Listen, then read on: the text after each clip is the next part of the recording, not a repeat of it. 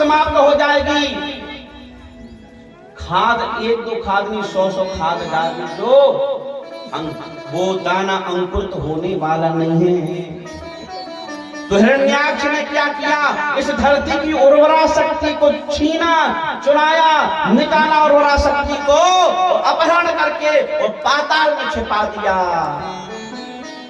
तो भगवान को वाराह ही क्यों बनना पड़ा? दूसरा प्रश्न है, भगवान कुछ और भी अवतार ले सकते थे, वाराह ही क्यों बने? क्योंकि वाराह में सूंघने की शक्ति सबसे ज्यादा होती है। कहूं मूंगफली लगा दी, जो सूंघत वो खेत को पता पा रही लेते, नहीं पा लेते, और जाके मूंगफली को उजाड़ कर ही देते। तो वाराह में घ्राण शक्ति माने सूंघने की शक्ति सबसे ज्यादा होती है।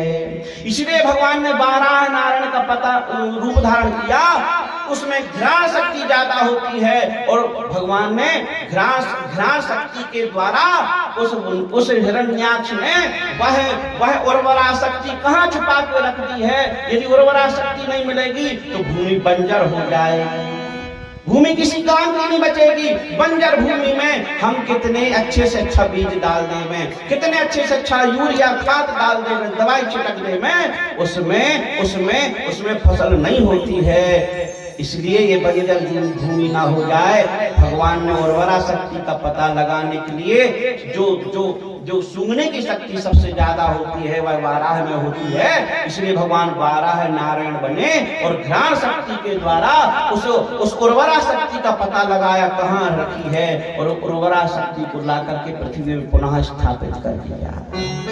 बोलिए वृंदावन बिहारी लाल जय। तो उर्वरा शक्ति को चुरा के ले गया था, उसी को स्थापित किया और धरती को पुनः उन्होंने बंजर होने से बचा दिया। क्यों? क्योंकि धरती भगवान की पत्नी है, पत्नी पर कष्ट आएगा तो पति को तो रक्षा करने के लिए आगे खड़ा होना ही पड़ेगा।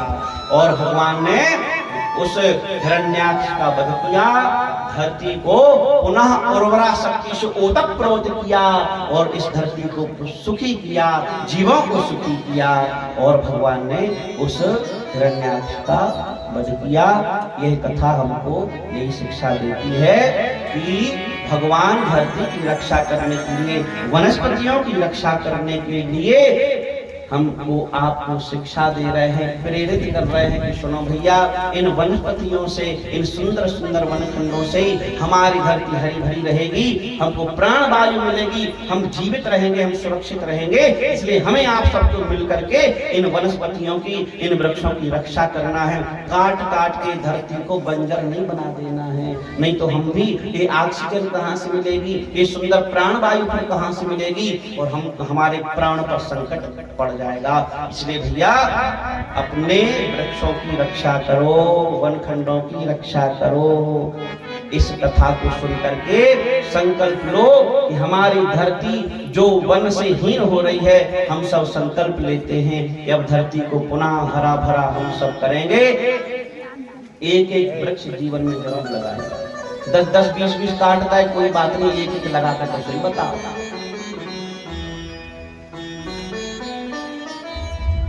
बोलो श्री वृंदावन बिहारी लाल की जय। जब भगवान वाराह नारायण द्वारा हिरण्याक्ष का उद्धार हो गया और हिरण्यकशिपु को यह जानकारी मिली कि हमारे भाई को नारायण ने मारा है, नारायण ने मारा है, परिवार में दुख छा गया, परिवार में दुख छा गया। तो आया सबको समझाया, सबको समझाया कि भैया सुनो, जिसका जन्म हुआ है उसको तो एक दिन जाना ही है, जिसने जन्म लिया है उसको, ये हिरण्यकशिपु को समझा, जिसका जन्म हुआ उसको एक दिन जाना पड़ेगा। कोई यहाँ पर बिल्कुल लगातार रहने को नहीं आया है। एक दिन एक किराए का घर, जिंदगी एक किराए का घर है, एक ना एक दिन तो जाना पड़ेगा। जिंदगी एक किराए का घर है, जीवन तो भैया एक रेल निकालेंगे।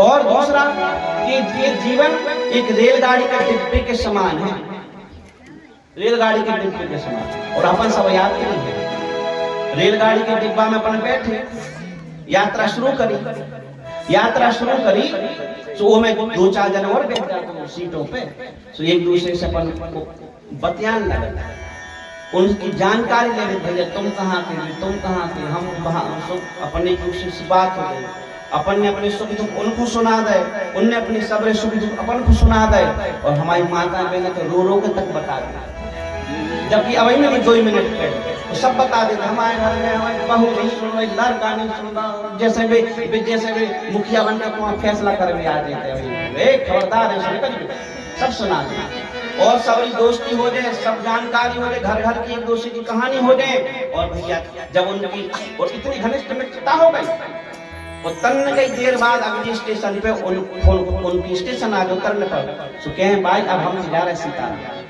हम भी भैया अब तो हम तो जा रहे सीधा, हमारे स्टेशन आ गई, और अपनी अपनी सीट छोड़ के और डिब्बा खाली करके चले गए हैं, और भैया बे तो चले गए, अपनी भी अगली स्टेशन है तो अपन भी उतर के गाड़ी खाली करके चले जाएगी। परमानेंट कोई नहीं है भैया, परमानेंट किसी की यात्रा नहीं है, अपनी अपनी स्टेशन यहाँ है और अपने अपने स्टेशन पे सबको उतरने को है भैया।